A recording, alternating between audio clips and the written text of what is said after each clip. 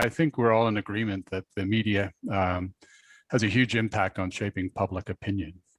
And, what the public reads or sees on television or hears on radio really affects how they look at things. And I think the media really perhaps hasn't given the attention to looking at mental health as it deserves. We've certainly seen considerable improvements in Canada. So we've conducted a number of studies using a team at McGill University tracking how media coverage has changed. But when it comes to the whole topic and area of mental health, as an example, I don't think people realize to the degree that mental illness and mental health problems affect the population. So if you consider that any given year, 1 in 4, 1 in 5 individuals could experience a mental health problem or a mental illness. And the difference between the two is a mental health problem could be something that's not necessarily diagnosed versus a mental illness which is diagnosed.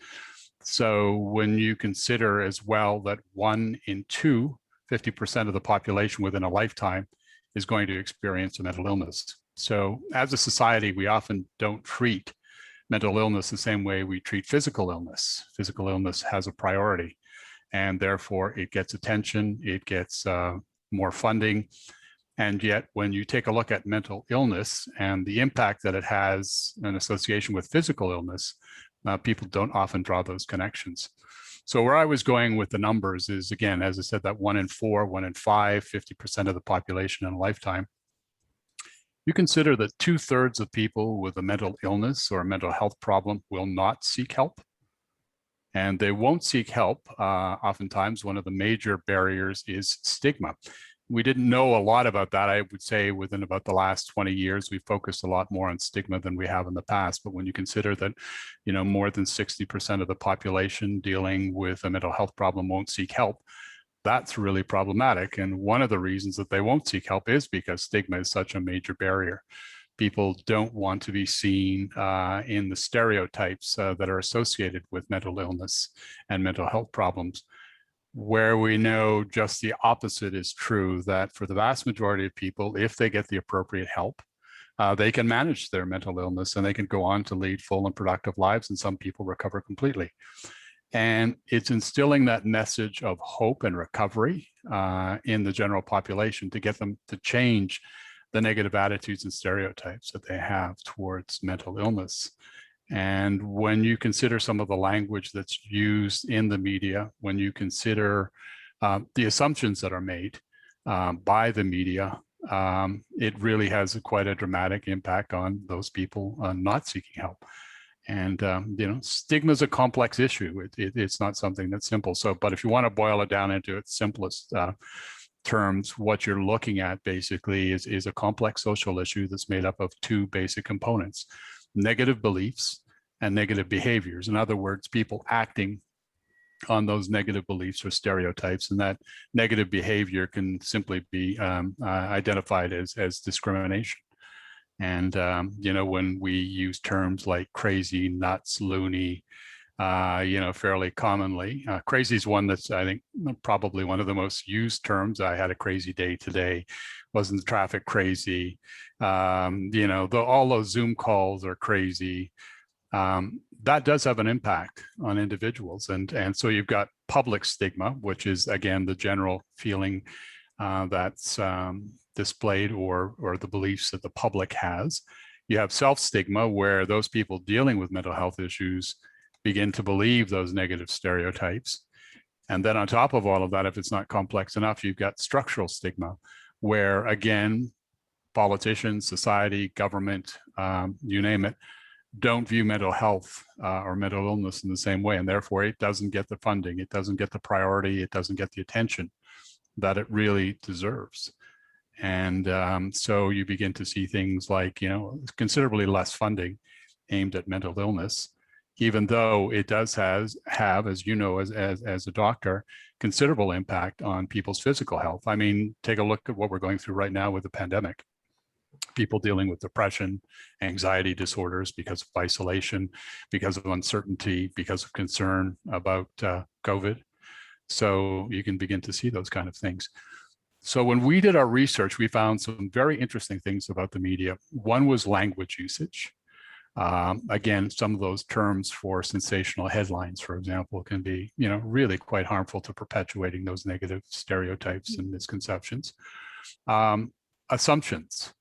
Rather than turning to experts to get an opinion, say, for example, if we're dealing with a court case or a situation that occurs in the public that receives a lot of attention, they'll take the word of a police officer, they'll take the word of a judge as an expert, when in fact, they're probably not qualified to pass diagnosis or, an opinion on what somebody's mental health is. And yet that's often what gets reported in the media. One of the best examples that I can think of is the case with Lars Breivik in Norway, where everybody in the media jumped to the conclusion that Lars Breivik had mental illness. This was the horrible incident that took place in Norway, where many young people attending a camp, a political camp, were killed. Well, mental illness never had anything to do with it.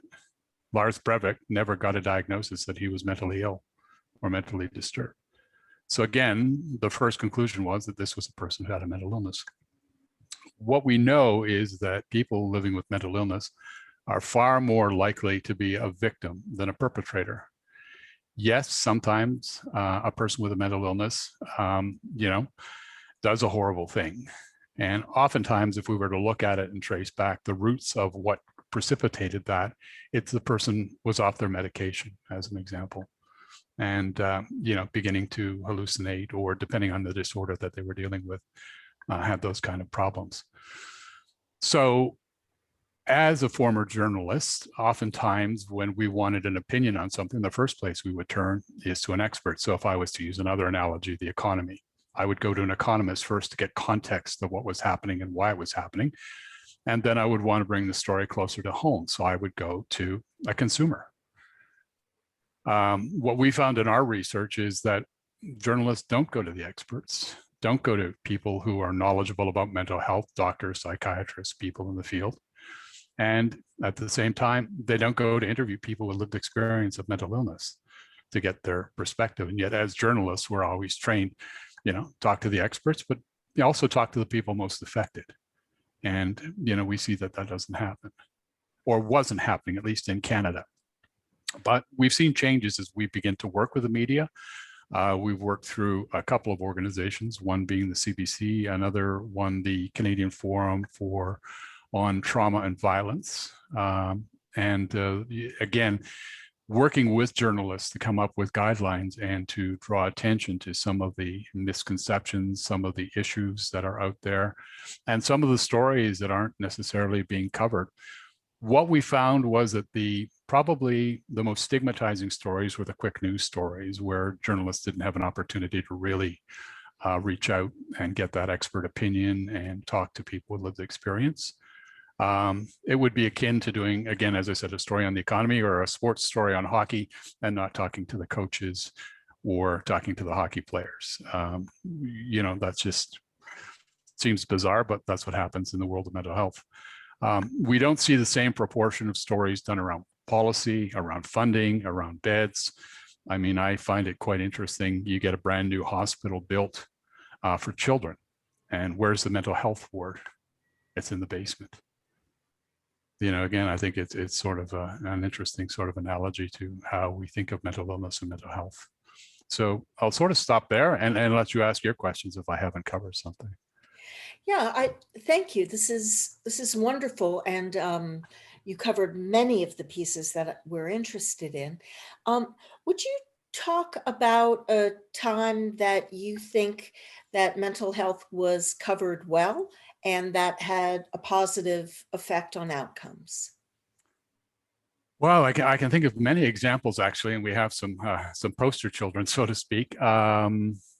There was a story, I can think it was done in the Calgary Herald, about a young father who killed his wife and young child and then took his own life. It was what we would classify, I guess, in the media as a murder-suicide.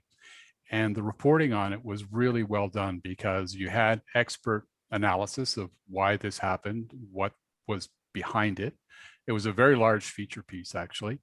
And then also discussion around the fact that, this was more of an unusual case and not as common as most people would believe, that this individual did have a mental illness or did have a mental health problem. But more typically, people with mental illness are far more likely to be a victim, as I said earlier, than a perpetrator. And the story was very thoughtfully done in terms of working through the pros and cons of all of this, and left people with a very balanced view of the whole subject, and not just jumping that, this person was a horrible person, and it's very typical of people with mental illness. And in fact, just the opposite was portrayed in this piece. And that's what we found in much of the research, that the longer, more thoughtful feature pieces are much more balanced. The often what you'd call as a quick and dirty piece really lacks that kind of not only sensitivity but thoughtfulness, that objectivity, and relies more on assumptions than fact. So if somebody is under deadline, as one often is, right? What are some suggestions you might give to reporters to make sure that with whatever time they have available, they can get that kind of evidence-based, solutions-oriented approach? Yeah, it's really a difficult problem now, and not only that is that the journalist today has many masters. They may not only be feeding or preparing reports, whether it's for a print deadline or television or radio deadline, but now there is the internet, and you're competing and you want to get something out there really quickly. Again, I would say be objective. Don't use assumptions, and you do have to check facts before you go ahead with that story. One of the difficulties, and I was a reporter at a time when you were able to specialize in certain fields, so therefore you had your list of contacts and you could call somebody up very quickly and find out some of the facts or what was correct or what wasn't. But having, again, if you're going to do those kind of stories, having those kind of resources readily available at your fingertips. And we've put together a guide to help reporters on that. But one of the things that we encourage is that they do have experts that they can go to qualify that. But look at who is telling you, who is providing you with the information, and what is their expertise. So don't fall into that trap of assuming just because somebody's in a position of authority that means what they're saying is necessarily accurate. Can you talk a little more about that? The group at McGill University that we've worked with to do a 10-year study on reporting in Canada, as an example, found numerous articles where somebody would quote a police officer saying, "Oh, that person with the knife had a mental illness or was crazy." You get a judge handing down a decision, and the judge hands down the decision and said, "Well, this person was mentally disturbed." What did they base that on? Was that based on evidence that was provided by, a mental health professional, by a psychiatrist, by a psychologist? All of Understood. those So kind of things. yeah, they may be in a position of authority in one field, but that field may not have relevance to passing judgment on someone's mental health, is your point. Exactly. Yeah. Yeah. Fair And enough. again, as somebody working to deadline, the judge hands down his decision. That's part of the judge's decision. But you have to ask the question, is that judge qualified to pass that judgment? Very good. And can you talk about the next piece of it, the implications where when this is done well, as opposed to it being done poorly, how that can affect outcomes? Yeah, definitely. I think that we have had over the past the general impression that somebody with a mental illness or a mental disorder or mental health problem is permanently damaged and can't get better. What we're trying to foster, what we're trying to promote is that there is hope and recovery is possible, but the first step is getting help. And you can see quite a different trajectory in individuals, that we've interviewed, that we use in our training as an example, who have sought help. They may have experienced, really an awful situation, an awful experience, And that's perpetuated when they get stigmatized. And stigmatization takes place at all sorts of different levels. It could be family members that stigmatize. It could be healthcare professionals that stigmatize. It could be colleagues at work. It could be fellow students. It happens at all levels. But when people understand that there is help and there is hope, and the first big step that they need to take is to get that help, we begin to see quite a different outcome. And I think by reporting in that way, that people can get better. It may mean managing that illness, and it may mean taking medication, but it's still a positive outcome.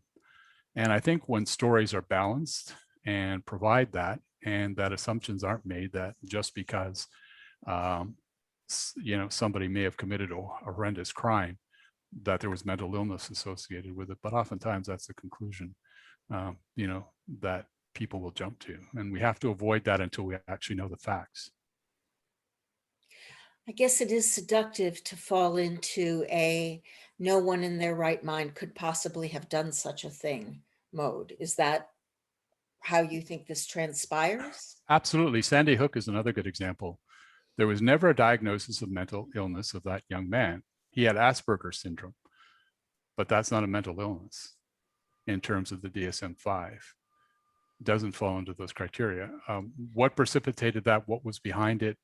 There's all sorts of speculation and theories. But again, it's one of those situations like Lars Breivik, where mental illness was not the cause or was not behind what happened. And that's where I think everybody jumped to the situation, the conclusion that mental illness played a factor. To this day, we don't know. I've not yet seen a diagnosis that young man had a mental illness. So how is a reporter to parse that, the obviousness that someone must not be complying with societal norms of rightness in the most egregious of ways, and not leaping to a conclusion that there's a disorder of neurochemistry or neuroanatomy, or how's a reporter to parse those pieces? I think not, number one, unless there is other opinion or other information, other facts that indicate that that individual does have a mental illness or a mental health problem, drawing attention to that, even raising it as an issue, or perhaps stating that there is no indication that at this time that mental illness had a role to play. Again, I would be a bit reluctant to even raising that unless you have it on good authority from an expert that this individual was off their medication. I would also draw attention to the fact that, and we've seen this in many good pieces that have been done, that this is an unusual case, and that if it is a mental illness that's involved or played a role, that in the vast majority of cases, people with mental illness are far more likely to be victims and not the perpetrators.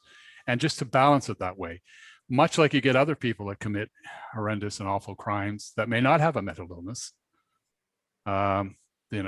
again, we don't, draw attention other than saying maybe initially the assumption is that they did have a mental illness. But again, we can't make assumptions. You have to go with the facts. And you can report on the incident that occurred and, waiting for more information on it. But to jump to conclusions that aren't necessarily accurate is, I think, bad journalism.